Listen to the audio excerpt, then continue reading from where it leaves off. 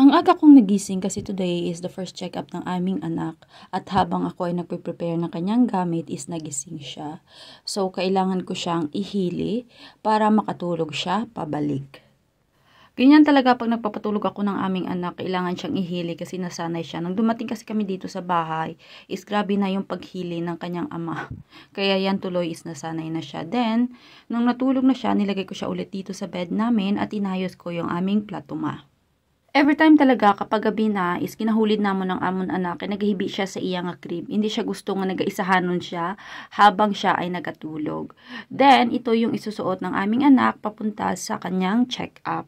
Mostly pala sa mga damit ng aming anak is bigay lang yan ng mga friendship ng aking ugangan and of course, friendship ng aking asawa. Bumili rin ng winter jacket yung aking biyanan and malaki to sa aking anak. Mostly kasi ng mga binibigay at binibili naming damit talaga sa aming anak is malaki kasi in the future magagamit talaga niya. Kaysa naman sa maliit na hindi talaga siya magagamit. At ito na nga, nagising na yung aming prinsesa kasi it's already 7:30 or 8 na yata. Then padating na rin yung aking asawa. May work kasi siya kagabi so uuwi pa lang siya mga 9.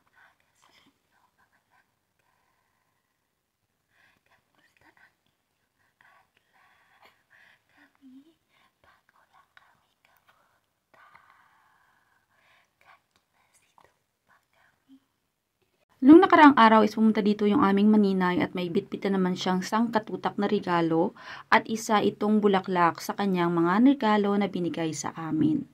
Of course, bago tayo pumunta doon sa clinic is kailangan talaga nating lagyan ng laman yung ating tiyan kasi di natin alam kung madami ba doong mga pasyente. So, uminom lang ako ng tsokolata and of course ng biscuits. Nurokos talaga yung aming anak or lucky kasi halos lahat ng mga gamit niya is bigay and itong pampers na 4 na pack yata na binigay ng friend ng aking asawa. Ito pala yung dadalhin ko na bag kasi it's very convenient. Nabili ko siya sa my imag and it's very gifted or mura lang siya. The good thing about this bag is madami talaga siyang busonar o mga packet na pwede mong paglagyan ng mga anik-anik ng iyong anak. And the first busonar or packet is pwede mo siyang lagyan ng 3 biberon. Then yung main packet niya is meron din diyang 2 paglalagyan ng mga anik-anik na dadalhin mo and of course, yung kagandahan is malalim. Tapos, yung holder niya is pwede mong ganituhin or i-hold mo lang siya and pwede mo rin siyang i-backpack. Bibitbitin na lang ng aking asawa yung aming anak kasi nga wala pa kaming stroller and baby carrier kasi until now is we are looking pa rin kasi hindi ko type yung aming mga nakikita. Super lapit lang naman ng clinic kaya no need na ng mga ganong gamit. We are already outside and nag-walk na kami papunta sa aming family doctor kasi today is the schedule of our baby for the check-up and of course, dala ko na yung aming bag. Ito lang yung dinala kong bag kasi mas easy and malalagay ko na lahat ng mga requirements. So, yung mag-ama ko is nauna na. I-update ko na lang kayo mamaya kasi nandito na kami sa my front.